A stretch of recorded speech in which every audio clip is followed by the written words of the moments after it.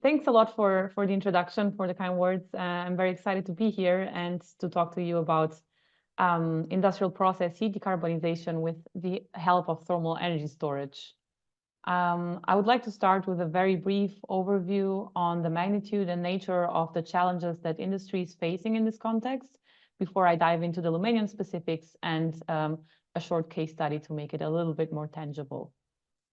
So heat, of course, plays a major role in our decarbonization efforts, representing over half of global final energy consumption and 38% of energy-related CO2 emissions globally so far.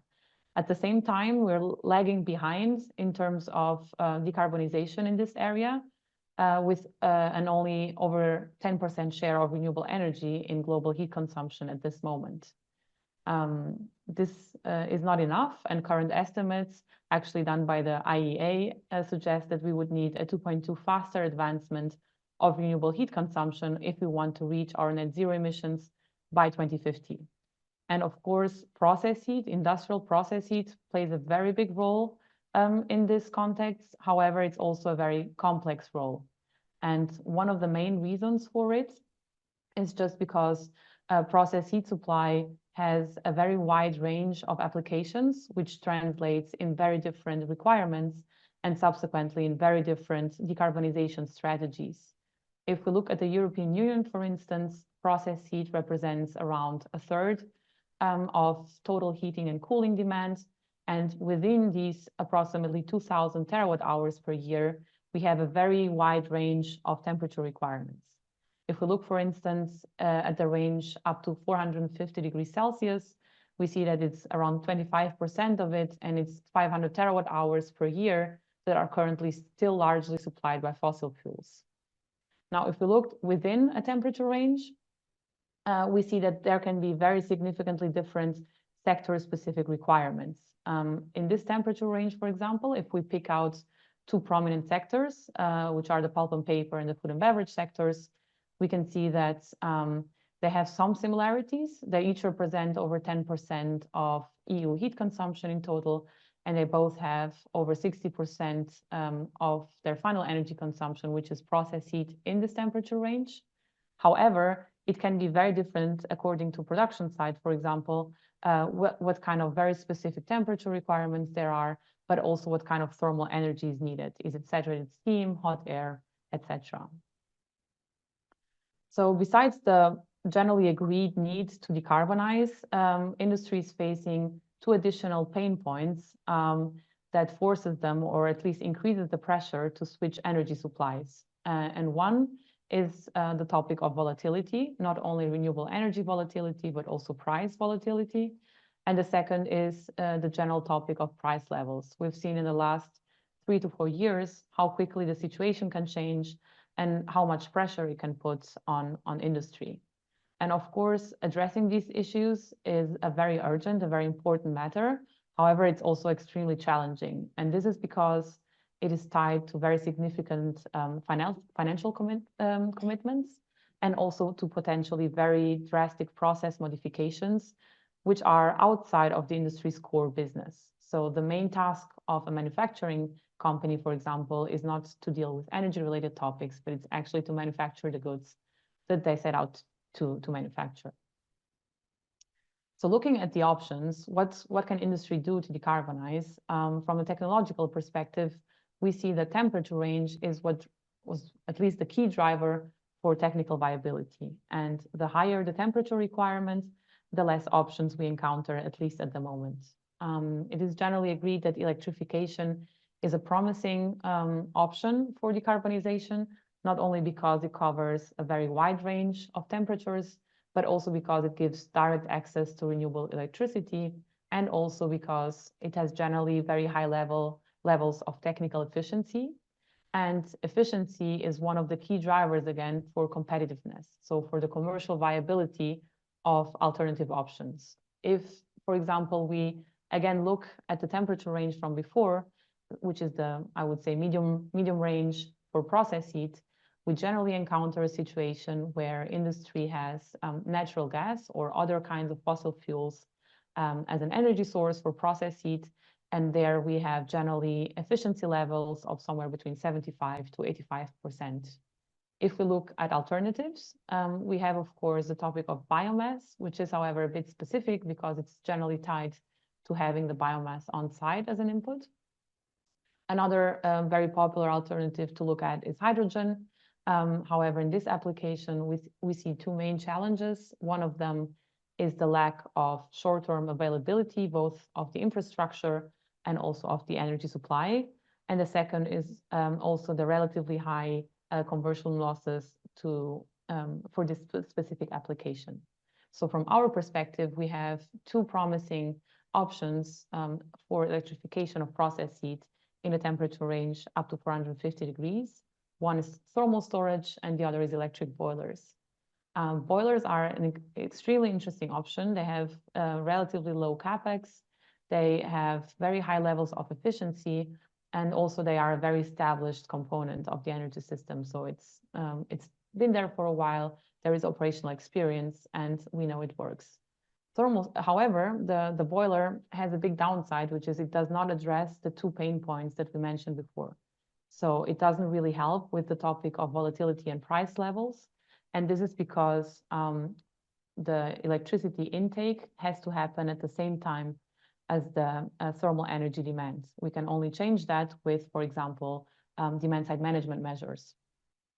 And this is why we think that thermal energy storage will play a very crucial role in the decarbonization of process heat, because similarly to the electric boiler, it has very high levels of efficiency, but it also allows up to a level to decouple the electricity intake from the thermal energy demands. And this means that we can take advantage of points in time where there is a high availability of renewables, or, for example, where the prices are low if we're charging it from the grid. Now, there are, of course, many different ways that we can design a storage or different materials that can be used for the storage core. I will just give you a short overview of the Lumenion specifics of our technology. And in our case, we designed a system that consists exclusively of state-of-the-art components. So just to give you a very rough overview, starting with the charging process, we run electricity through the heating elements, which get heated up, and then in turn heat up the air around them. The hot air then in turn heats up the steel core, which can conserve the heat for as long as it's needed. And whenever there is a thermal energy demand, the fans circulate the air out of the storage core into the air ducts, and then through a heat exchanger. This can be varied. In this case, for example, if the customer needs steam, we would place a steam generator there, which would then supply the steam at the requirements of the specific site. Of course, we have all the necessary electrical and control equipment to charge and discharge the storage, as well as state-of-the-art side and bottom insulation. And this is basically it. So it's practically an off-the-shelf storage system. It can be manufactured globally and using almost exclusively local content. This was also one of the main reasons for us to choose steel as a storage core material. It is very practical, considering also the potential size of these systems, that we can manufacture the storage very close to the production site. And in our case, we use very normal carbon steel, and we also use very I would say common manufacturing methods. So wherever there is a manufacturing company, we can actually produce our storage. Other reasons for choosing steel for us were, of course, the very good thermal properties, but then also the fact that it has virtually no end of lifetime, meaning that even when we decommission the storage, we have a very high residual value, which is not only good for economics, but also from a sustainability perspective, because it means that the largest share of the storage can be recycled in a very effective way. Commercially, if an industrial customer wants to install a thermal energy storage, they generally have two options. So they come from a status quo where we normally have two distinct providers, one for electricity and one for the thermal source, which in most cases around Europe is natural gas. And shifting away from this towards a setup with a thermal storage can mean that the industry customer takes on the direct investment, meaning he would purchase the storage himself. Ideally, he would couple it with renewable generation on site, and then basically take control of a large share of his own energy supply. Of course, it has the downside of having relatively high upfront investment costs, but it also means that it will increase his autonomy in terms of energy supply. As an alternative, if the industrial customer does not want to take on the upfront investments, there is the option of going for an energy service model. And in this case, we would invite a third party to take on the investment in the assets, again, ideally joining renewable generation with thermal storage. And then the investor would negotiate a bilateral supply agreement with the end customer. This is very well established in the electricity sector through the PPA concept. And the idea basically is just to enhance it to also include process heat. It would have the big benefits of avoiding high capex for the end customer, and maybe as the only downside compared to the direct investment would be that it would be a bit limiting for the end customer to share in the profits that potentially the investor would make through price arbitrage, for instance. Of course, thermal storage for these applications and the market around thermal storage for process heat are still fairly new. However, in the last couple of years, it has gained really massive traction. So we see a lot of projects being commissioned and being constructed. In our case at Lumenion, we have 3 systems in place. We have the 500 kilowatt hour pilot project that we built here in Berlin at the university. We have the first commercial project, which is a 2.4 megawatt hour system for Vattenfall, which is supplying heat for the district heating network here in Berlin. And the third project is a 20 megawatt hour storage for Vestel, who's the largest organic frozen vegetable producer in Germany. And we will be almost exclusively the supplier for steam for his production process. We're currently finalizing construction, and commissioning will be done this summer. So we're very excited to see the start of operation by fall of this year. And then, of course, we would be more than happy to arrange site visits for you to see the system in operation. Just to give you the main specs, so it's a 20 megawatt hour system, and we would be supplying up to 4 tons per hour of steam and up to 17 bars of saturated steam for his production process. So after having touched upon the general features of thermal storage and decarbonization of process heat with these systems, of course, the question is, when is this a competitive solution? When is it a suitable way to decarbonize process heat for a given production site? And of course, here the answer is it depends. But generally, what we see is that there are 3 key drivers that positively impact the business case of these setups. The first is energy demand. And here we see that the longer the frequency and duration of thermal energy demand, generally the better the business case. So of course, if we have a very big seasonal variation of thermal energy needs, this would negatively impact the competitiveness of the solution.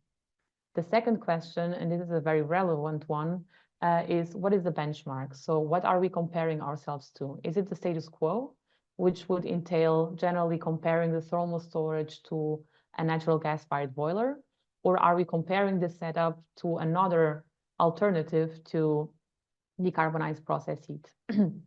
And the third question that we asked for competitiveness is there any possibility to use or build renewable energy generation on site? And this would not only, of course, guarantee the origin of the electricity used for charging the storage, but generally it would also significantly decrease the costs of the electricity used for charging, just because we've reached a level where renewable generation can really compete with electricity coming from the grid to charge the storage. Additionally, there are many regulatory frameworks that actively incentivize self-consumption, which would then further increase the positive impact on the business case.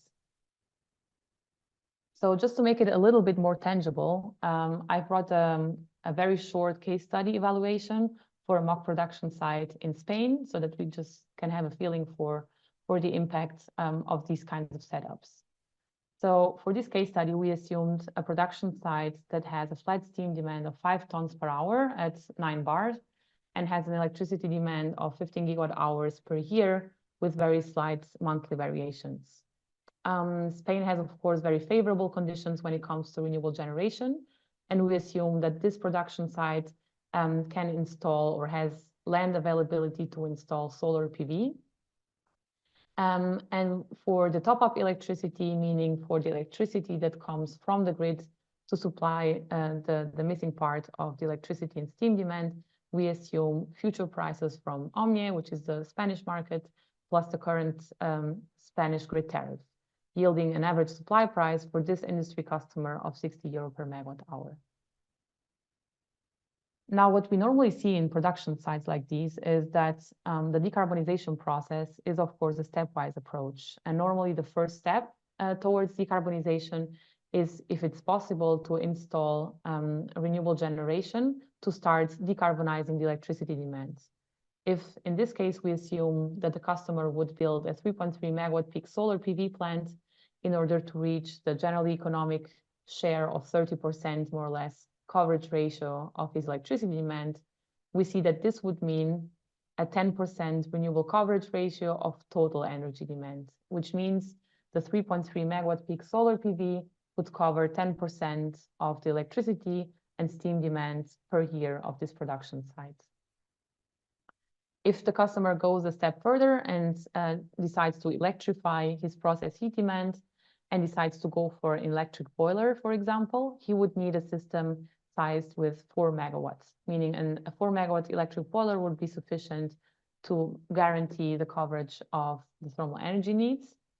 And ideally, he would couple this with a slightly larger PV system in order to again reach the general economic share of 30% of total final energy demand. Now, if instead going for an electric boiler, the customer would choose a thermal energy storage, we would recommend for this production site a 50 megawatt hour system, and to couple this ideally with a 21 megawatt peak solar. So as you can see, significantly higher assets, but the customer could reach a 60% share of renewable coverage of his total final energy demand, which means the 21 megawatt peak solar PV would cover 60% of the total electricity and steam demand on site. So to have a look at the economics, what does it mean for him in terms of costs? Generally, an economic evaluation like this would mean looking at 3 key indicators. And the first is how much is the unit cost of steam? How much are the upfront investment costs? And the third question is, bottom line, what does it mean for my annual energy-related bills? Well, this means, in turn, that if he's comparing, for example, the resulting setup with his current energy bills, which would be an annual electricity bill, annual gas bill, he would look at the costs that he has for the top-up electricity, and then basically a breakdown of the capex and an operation maintenance cost over the project lifetime. And this is what we mean by annual energy bill. So looking at the first case, if we assume that for some reason the production site cannot build on-site renewable generation, but would only build a 4 megawatt electric boiler, we see that he would have a steam costs of 69 euro per megawatt hour. And what's interesting to see here is that the share of the steam costs that would be incurred just to recover the costs of investment and operation maintenance of the boiler are just 2 euro per megawatt hour, meaning the largest share of the steam costs would be the input electricity that he would get from the electrical grid. So the capex would be relatively low, and we would get an annual energy bill of around 3.3 million per year. Now, if we compare this with a case where the customer has his electric boiler, but can also have on-site renewable generation, we see that the investment costs would definitely go up. However, he could significantly decrease his steam costs. So he would pay 43 euro per megawatt hour instead of 69, just because the input electricity would become cheaper thanks to the self-generation share.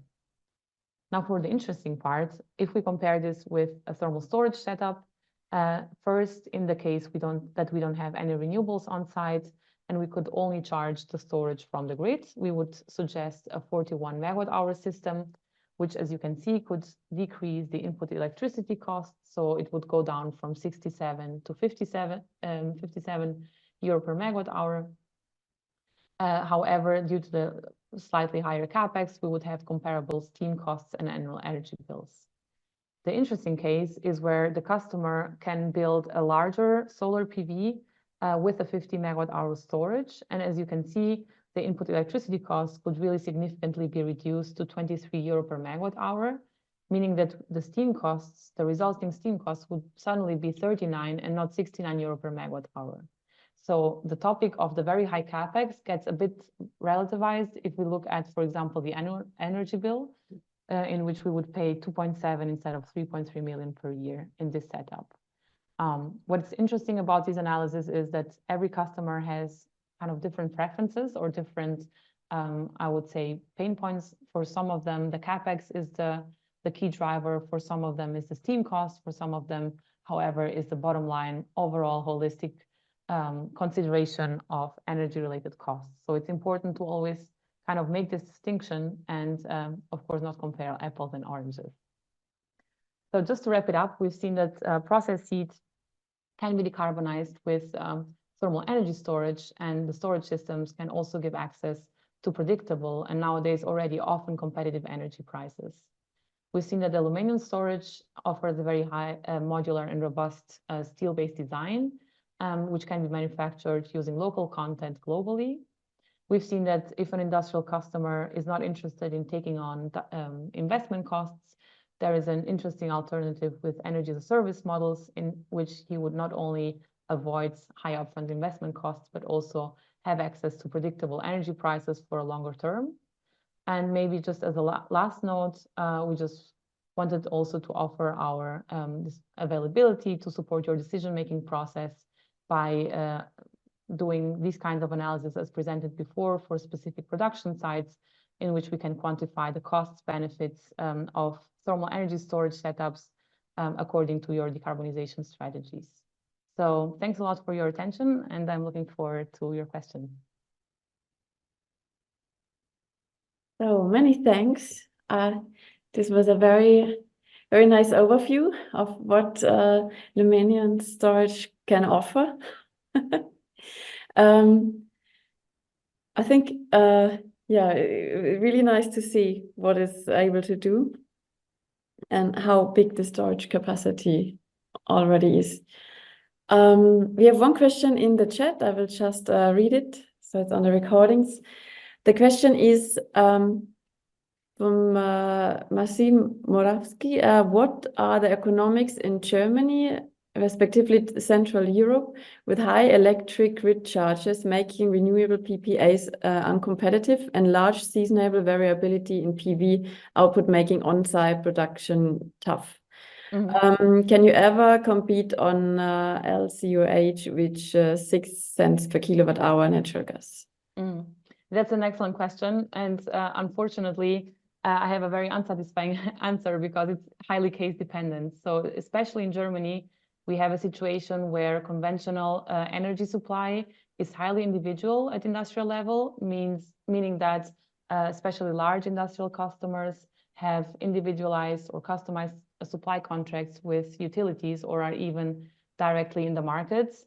And also they get kind of different conditions in terms of tax exemptions, grid tariff exemptions, etc. So it's really hard if we're not looking at very specific production sites to generalize this question. Maybe just as a general trend, we see that these business cases are, of course, a little bit tougher at the moment in Central and Northern Europe, just because the electricity cost is extremely high, but also because, of course, renewable costs in Southern Europe are generally a bit lower. So the combination of the two is a very attractive or makes for a more attractive business case than in Central and Northern Europe. Okay, thank you. I think this answered it very well. Maybe we have time for the next 2 questions, as one of them seems really fast. One is, could you say roughly what was the energy load, so the electricity plus process heat of the Spanish case study? I'm not sure if I understand, like the 15 gigawatt hours per year and 5 tons per hour. I'm not quite sure. I think this should be it. Answer it. Yeah, if it's not, maybe the person can write it in the chat and then you can Yeah, sure. write it. And the other question was also up to how many hours can storage last? So we can store the heat very efficiently. So we have maximum 5% losses per day. Okay. So it can stay there for a very long time. So the question for us is not a technical one, it's just economics. So of course, if you don't use the storage enough, you don't recover the cost. So the business case becomes a little bit tricky. Absolutely, you should use it as often as possible. Many thanks. So I would go on to the next speaker as, just to be in time. Maybe if you want, you can answer right on the chat if there's still time, or maybe exchange email addresses if you want to. Many thanks again, really, for the nice talk. And I welcome Matthias Wallersheim, who I have to apologize as I made it super difficult for him to enter the chat. But I hope everything will work from now on smoothly. Yes, thank you. I made it eventually, so that's all right. I'll quickly proceed to share my screen. Thanks, perfect. I hope you can see it. Now we have the slide. We see your slideshow with the next slide. All right. So That's thanks. Yeah, thanks once again for the invitation and the opportunity to speak a bit about ENERTRAG and how we go about. So what I want to talk about today is to give you a little bit of background of ENERTRAG in general. I think it's helpful for the next step, and then talk about how ENERTRAG as a project developer thinks about developing kind of integrated energy systems and solutions, what we call the combined hydrogen and power plant, which I will elaborate on in the next few slides. So it's a much more conceptual presentation, but yeah, I think it's a very interesting concept and good to share. Okay, so maybe a few words in the beginning to myself and my background. So I'm started at ENERTRAG in the last year, so quite new-ish still. So bear that in mind. If I'm not able to answer all the questions, happy to receive them and take them to our experts internally and come back to you. Yeah, I'm a business development manager for the Power to X business of ENERTRAG, and yeah, I'll jump into the slides right now. So again, just a quick overview of ENERTRAG, who we are and what we are doing, and then we will jump into the concept of the combined hydrogen and power plant. Again, the kind of project development vision ENERTRAG is pursuing globally. So yeah, overview of ENERTRAG. We are a project developer based in Germany in the Uckermark in the northeast of Berlin. Founded 30 years ago with 1,100 employees worldwide, and we have close to 2 gigawatts of projects already implemented across the globe. And I think a unique factor or something that distinguishes us from other project developers is that we always aim to keep the assets on our own balance sheet. So we have roughly 1 gigawatt of assets on our own balance sheet, generating roughly 2 terawatt hours of renewable energy per year. So in that sense, we're not only a project developer, but much more also a renewable energy supplier. Yeah, so I'll spare the last few points on this and then head over to the next dimension in terms of system responsibility, and also I think the focus maybe, or one of the focuses of what we are sharing today on our concept of the combined hydrogen and power plant. So with our assets and the way we develop assets in an integrated way, we aim to build renewables and build sector coupling assets in a sense that's system supporting, and I think that's a very unique factor for ENERTRAG in the business right now. We have a lot of our own grid in place. So ENERTRAG is not only building the PV and wind assets, but also is constructing and operating its own grid. And we are also already doing system services with our assets. For example, battery storage we operate, and also planning to provide black start capacity with another battery project in our pipeline. Yeah, and maybe last point here to highlight, 7 gigawatts of renewables in remote control. ENERTRAG is also operating its assets. So we're developing, constructing, operating, always with the goal of keeping them on our own balance sheet. And the remote control bullet, so to say, aims at that we have our own software department, operations department, yeah, controlling these assets. So last dimension, and then we're done with this ENERTRAG overview, so to say, is on green hydrogen. So since a couple of years, coming from wind onshore and then the solar PV, which I already mentioned, we also developed our Power to X business. And actually, ENERTRAG has wind hydrogen plant already in operation since 2011. So quite early mover here. It's relatively small with, yeah, but still a nice use case and showcase for ENERTRAG being able to implement that. But since then, we've developed a lot of projects. We have many electrolysis projects in Germany and globally in our pipeline. And yeah, for example, the Hyphen project in Namibia, which is aiming at a production of 2 million tons of green hydrogen per year. Okay, so I still just have a quick overview of where we're active, just to give you an or a brief look into the ENERTRAG activities. So our main hub is in Germany with our headquarters in Dauertal, close to Berlin. But as you can see, we're active globally in a lot of countries, for example, Namibia, which I mentioned before. Okay, so enough on the ENERTRAG background. Still, I think it's quite useful also when now talking about this combined hydrogen power plant vision of ENERTRAG, just so you have a background of what are the competencies, what are is the business history of what is ENERTRAG doing, and how we are kind of integrating that into this combined hydrogen and power plant vision. So just a quick background. I don't think I have to mention this or elaborate this too much on why integrated energy systems are needed in the transformation of our energy system from a societal perspective. So we are currently entering kind of the third phase of the energy transition. From the first phase, developing a lot of renewables, kind of developing the technologies. Then the second phase of flexibilizing the supply and demand, implementing storage solutions and sector coupling, which is still ongoing, and then now transforming more and more, or aiming at providing synthetic fuels, and then finally to a fully decarbonized system.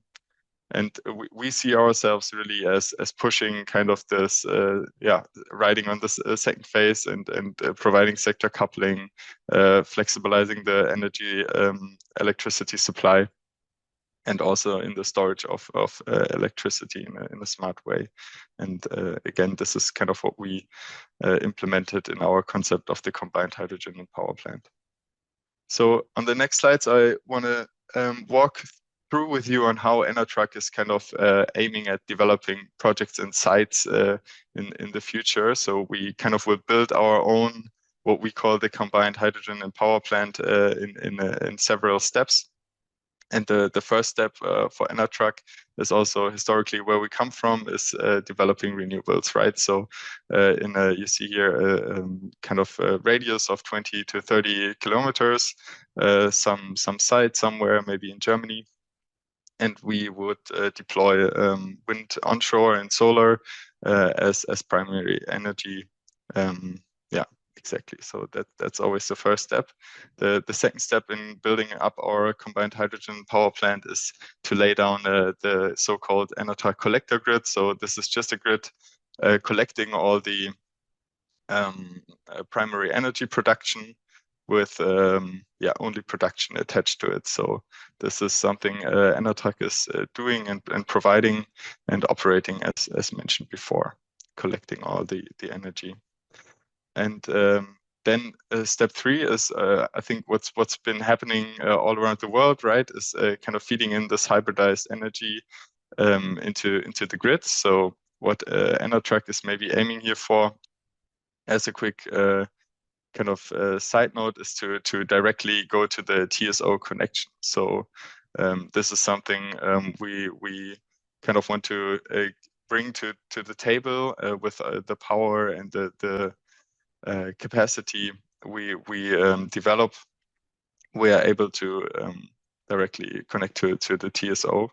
And just to throw in some rough numbers of the visions kind of ENERTRAG is aiming here for, also with the keeping in mind the power plant idea of this, so to say, is that in a intermediate state we could envision something like 3 gigawatts of renewables being collected here. These collector substations, each with like 300 to 400 megawatts capacity each, and then feeding in at the TSO connection feed-in substation, so to say, with a capacity of 1.5 gigawatts. And this is, I mean, this is quite established, right? Hybridizing wind and solar to kind of utilize our grid connection in a system serving way. So deploying 3 gigawatts or 3 to 4 gigawatts of renewables for 1.5 gigawatt grid connection point. So this is all quite standard maybe, but then we add in the next step a storage unit. So this could very well be a battery storing our primary electricity, and this in this case 1 gigawatt battery allows us to deploy even more renewables in this area. So now we've grown from the 3 gigawatts renewable capacity being deployed to 4 gigawatts capacity being deployed. And obviously the battery also smoothens the output and the services we can provide to the system. Okay, so step 4 was adding our battery and storage unit in our combined hydrogen and power plant. And now the next step would be to also add an electrolyzer to our power plant. So this is where the hydrogen really comes in, right?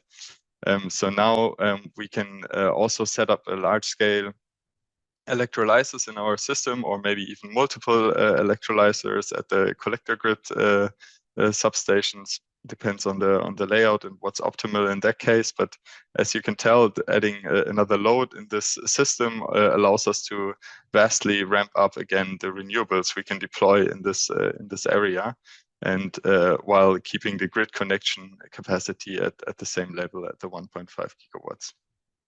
So now we added our electrolyzers and are feeding in the green hydrogen into highest pressure public gas transmission system. So in Germany, in the future in the H2 core grid. And yeah, exactly. Smoothing, adding another load again allows us to control and optimize the flow of energy to smoothen our electricity supply as well. Okay, and then step 6 is in the future adding a hydrogen re-electrification as well, right? So this is what the final step, so to say, in terms of components, at least for this basic layout for our combined hydrogen and power plant. So once we produce hydrogen in a large scale, we can also shift to adding the H2 re-electrification unit, which again just allows us to even stabilize even more our energy and primary electricity output, and kind of serve this character of what we think of for now of a conventional power plant. And obviously this would be something mostly used then in prolonged, for example, Dunkelflaute events, as everyone is fearing. Okay, so that's basically it in terms of components. And as you can see, we deploy all these units in front of the grid connection points to kind of stabilize and serve energy, green electricity, and hydrogen in a system serving way.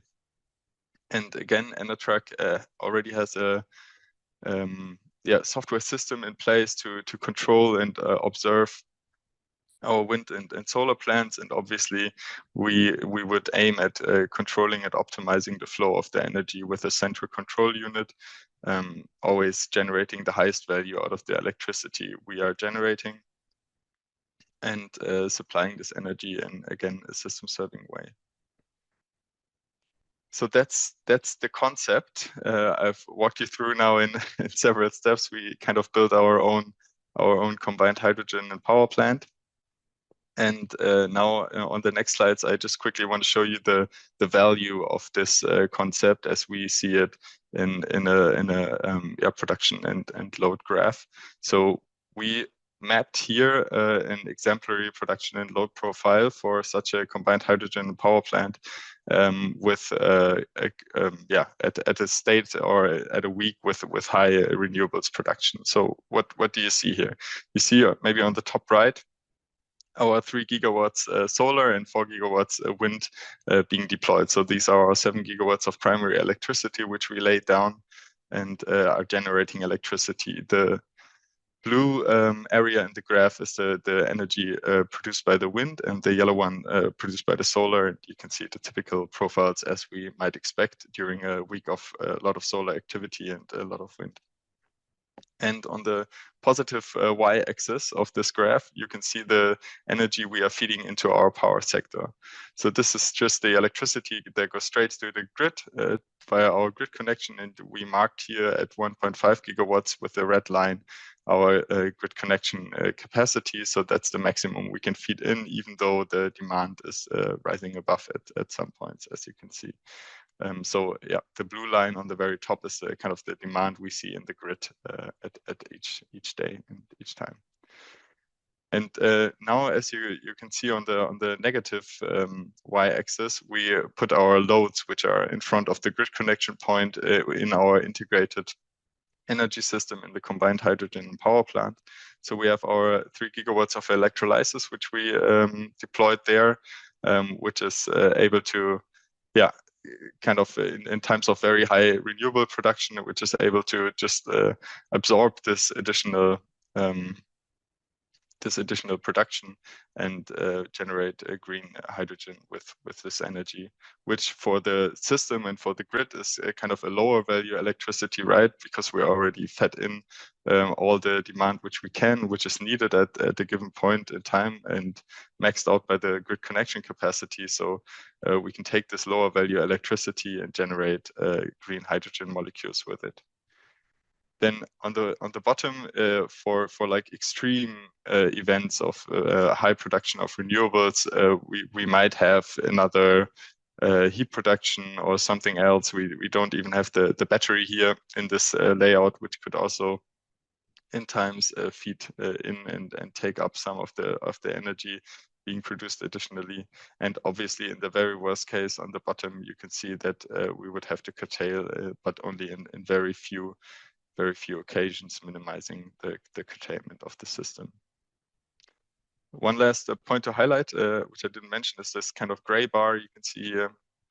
So this is obviously times where our renewables don't produce as much as is demanded in the system from a grid perspective, and that's obviously when in the further future batteries or batteries are not in the further future, but H2 re-electrification also could jump in. Okay, so now also showing you the idea behind this, or stressing even more the idea behind the battery and the H2 re-electrification in the long run, kind of showing you the opposite, so a week of very low production. And this is where it becomes very clear why these components are also needed and why they are needed in such sizes as well. So I think on the slides before, we had like a 1.5 gigawatt re-electrification unit, which might seem very much, but as you can see, over prolonged hours or prolonged time of low production, even these scales of production units are just needed and useful, again, in order to produce in the system serving manner, always utilizing the grid capacity deployed at the most at the maximum rate we can. So this was all on the idea and the concept about the combined hydrogen and power plant. But this is something we're actually doing. So this is not just an idea of ENERTRAG, but we're already building this and developing this. So what you can see here is a map. As you can see on the lower right, we're in Germany. We're at our headquarter in the northeast of Berlin in Dauertal. And you can see all these yellow lines here, which is the ENERTRAG collector grid. So again, our own grid being deployed and operated by ENERTRAG with substations in between, and 2 substations where we are connected to the TSO and DNO level here. Yeah, we have a battery actually deployed in our combined hydrogen and power plant in the Uckermark, which is a 22 megawatt battery, 34 megawatt hour battery, and a biogas plant, and again our smaller electrolysis unit with 0.6 megawatt capacity. So, and maybe even more impressive, you can see all the wind farms and the solar. So we have 800 megawatts of wind and 100 megawatts of solar. So also these kind of gigawatt scales. Sure, it's not the 7 gigawatts yet, but we're on our way developing also this kind of scales and units in order to also justify the connection to TSO level. Okay, so lastly, I think I just brought okay, there's some callouts I missed, but I brought a screenshot also from Google Maps, which is, so maybe jumping back quickly. So the TSO connection you can see on the left in our Verbundkraft in the combined hydrogen power plant here in the Uckermark, the 110 380 kV connection. This is actually a substation, which you can see right here in the screenshot. The Umspannwerk Bertico is it's called here. So this is the substation in Bertico, where we are directly connected to the TSO, which is 50 hertz in this region in Germany. And the substation is partly operated by us and partly operated by 50 hertz. And just highlighting why this is such a great place to establish the combined hydrogen and power plant. So we have again our collector grid in the back, right, collecting all these primary electricity from our renewables and connected here to the TSO, as we mentioned in our first 2 or 3 steps in the combined hydrogen power plant. And right here we would also see and are currently planning and developing a large-scale battery electrolysis, and in the long run also the re-electrification unit. So this is again active plans which we are pushing at ENERTRAG, and this site is very suited for such a production as well, because as you can tell or as you can see here, these brownish, blackish sticks lying around, that's actually the Eugal pipeline, the North Stream 2 connection, so to say, being deployed here. So when this photo was taken, this was actually being built. Obviously now it's been already built, and you can see on the a bit more to the right the dimensions. So the yellow bar here is the pipeline actually running down right next to our substation. So in the future, our electrolysis being deployed here can directly feed into this pipeline, deploying the grid with the green hydrogen. Okay, so that's it from my side. Thank you very much again, and looking forward to some of your questions. And yeah. Yeah, thank you. First of all, it was really a nice talk, and it was good you gave a good overview about the concept, because I don't know how it is today, but very often the audience is from a little bit more the thermal background, so it's very good to get an idea of the electrical grid as well. And just was smiling a lot because I wrote down the question, how do you manage the pipeline for the hydrogen? And now I see that you really got a very convenient piece of land. Yes, that's one of the struggle of developing these, or not struggle, challenges, developing these sites. Obviously, a huge factor in the site identification also for other potential locations is the connection to the H2 core grid, which hopefully will be developed rather sooner than later. Yeah. Yes, but at least you got lucky here. We have some questions in the chat. I will start with the first one, then we'll see. Oh, there are a lot, but let's see how many we can manage. The first one is, how do you plan to optimize the overall system commercially? Yeah. So we we have a whole team working on this. So we have a team of system optimizing engineers in at ENERTRAG, which are looking at kind of sites like this, but also our site in Namibia, where we are planning a very similar setup, deploying renewables, deploying an electrolysis, and also there having an ammonia production. Yeah, it's always depends on the system, but obviously we try to serve as many commercial levers, so to say, which we can utilize in the current regulatory framework. But it very much depends, on the precise system. Yeah, I think it answered it. Yeah. The next question is, what technology is used for the wind heat storage? Yes, very nice question. So I didn't highlight this, but actually it's a wind water heat storage. So it's a large water tank which we also have deployed. So ENERTRAG is kind of always trying things out, learning in the process of what we are developing. And yes, we deployed this wind heat storage in our combined hydrogen power plant in the Uckermark as well. So I think if you need a high temperature heat storage as well, you have now the right audience. Exactly. Which is listening. That's what I thought as well. The best contacts maybe will forward to write you. Okay, the next question is, what is the expected cost per kilogram of hydrogen given the low utilization of electrolyzers?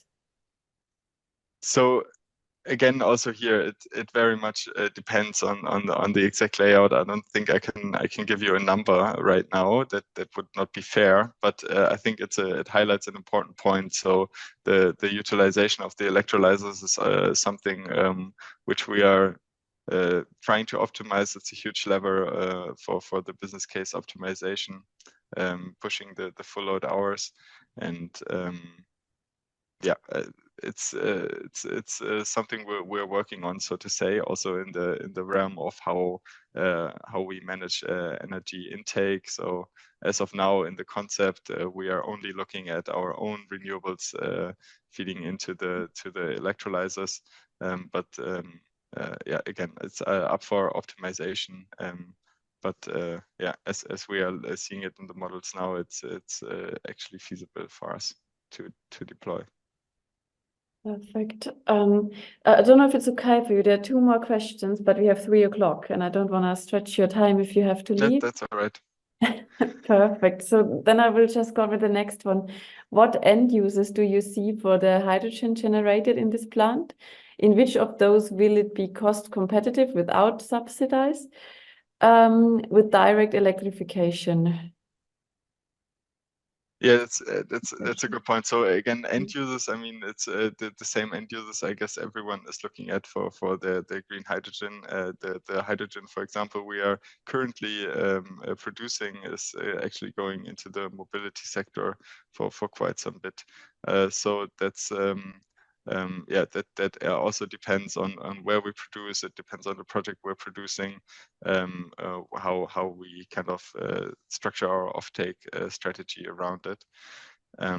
But with regards to direct re-electrification, so this is something which is much more a vision, so to say. ENERTRAG is very much striving for, again, learning as fast as possible, deploying units as soon as we can in order to test and challenge kind of our concept here. But yeah, we are doing some internal studies on what the costs are. But for now, it's not as competitive, and I mean the technology is also not quite there yet, at least from what we are seeing.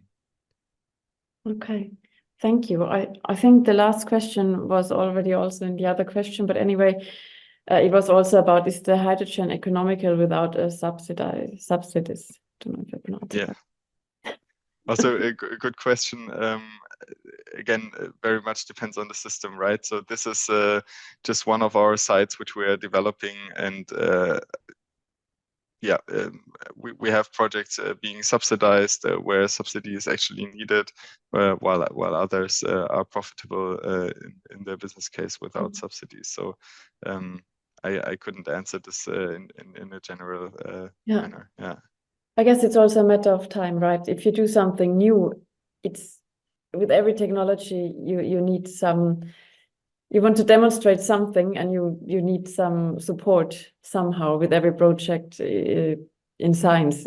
Exactly. So if it would be already very economical, it's like this is very rarely the case because you don't know how to do it. So hence it always is a little bit of learning by doing. Yeah. But yeah, very interesting. So I might have a question as well. Sure. What is your, I mean, this is not my major field, so please excuse if it's not the most organized question, but I think that if it comes to the grid and to the demand, it will change in the next couple of 10 to 20 years to a side that everyone is relying on electricity. So it will get very competitive because then also most of the cars, no matter if it's hydrogen or if it's directly with battery, will need the grid, let's say, and also heat, no matter if with or without the heat storage. So you can shift it, but it doesn't matter. So I think there will be a very, very high focus on how the green energy which is produced, no matter in which country, will be distributed among all the users. What do you think? Will it be very competitive?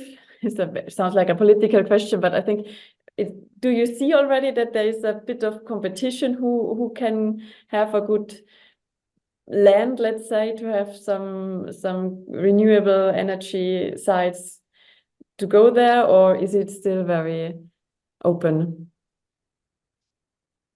So maybe I can answer for Germany mostly, I guess. So that's where I operate from and where I have the most intel on the.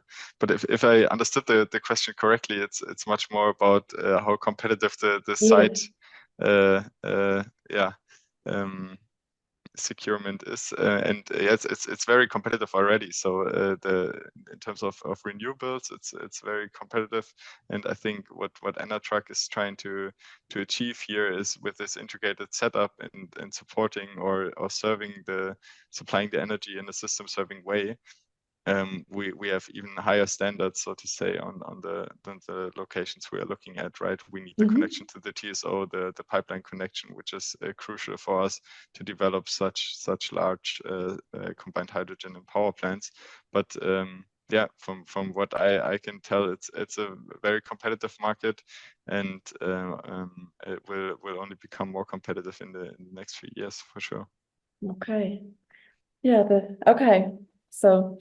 An exciting time, I guess. Yes. Good. So yeah, thank you very much again for taking your time also for the extra questions.